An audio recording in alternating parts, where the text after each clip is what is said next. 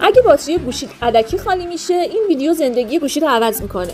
بیا دو تا تنظیم مخفی رو روشن کنیم که سامسونگ هیچ وقت بهت نگفته. بریم قسمت تنظیمات گوشی، گزینه باتری رو انتخاب میکنیم، گزینه بک‌گراند یوزیج لیمیت رو انتخاب میکنیم، put unused app to sleep رو روشن کن. این گزینه وقتی فعال باشه باعث میشه برنامه‌هایی که استفاده نمی‌کنی نتونن باتری رو در پس زمینه بخورن. انگار گوشی میگه بخواب تا وقتی صدات نکردم. حالا بیایم این قسمت، این پایینا می‌بینی نمودارا رو اینجا به من نشون میده که هر اپ چه مقدار از باتری منو استفاده کرده. مثلا اینجا 37% اینستاگرام بوده. خب یه تنظیم دیگه داریم اینجا، وایرلس پاور شارژینگ. این گزینه رو خاموش کن.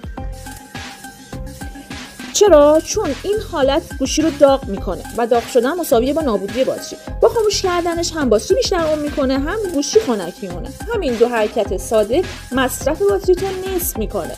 اگه اینا رو تازه یاد گرفتی برام یه لایک بذار و بگو ترفند بعدی رو چی بسازم.